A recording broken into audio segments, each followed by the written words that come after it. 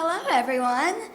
My name is Jessica Schwartz, and I'm a sophomore at George Washington University. What an amazing night we've had, filled with so much hope and inspiration. My history with Cornell Hospital actually started a little over 20 years ago. I was born prematurely at 28 weeks. I weighed 1 pound 12 ounces. Because I was so small, I had many infections, including meningitis. This ultimately led to hydrocephalus, and Dr. Swaydan had to place a shunt in my head in order to relieve the pressure. Unfortunately, the shunt had many complications, and when I was a year old, Dr. Swaydan removed it with an innovative procedure called an endoscopic third ventriculostomy. That was the first time he changed my life. Despite my rough start in the NICU, I grew up a pretty typical kid.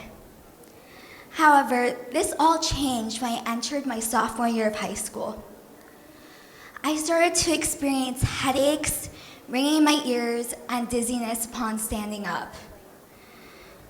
After a few months, my mom decided to call Dr. Swaydan.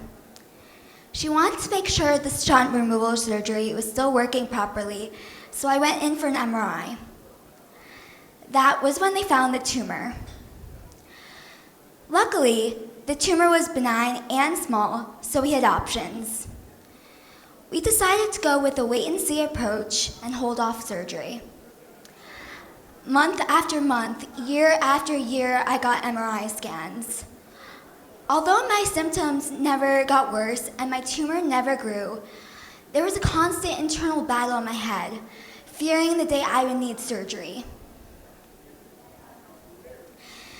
After my annual MRI in June of 2020, Dr. Swaydan reopened the discussion of removing the tumor.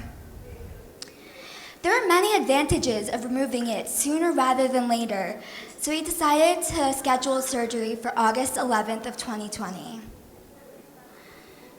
The surgery was more complicated than expected, and when I woke up, I found myself paralyzed on my entire left side.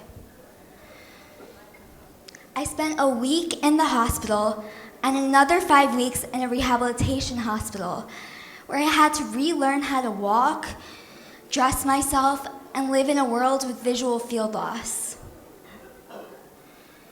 There was one moment in my recovery that really stands out to me. One night, I was finally able to put my shirt on by myself. My dad was with me, and for a second, we celebrated. However, that excitement quickly turned to sadness. I couldn't stand the idea that I was celebrating something that was once so routine. My dad reminded me that I should be celebrating my accomplishments, no matter how small. He also told me that it's okay to feel sad, because that provides the fight in me to continue working hard. From that moment on, celebrating the baby steps became my anthem.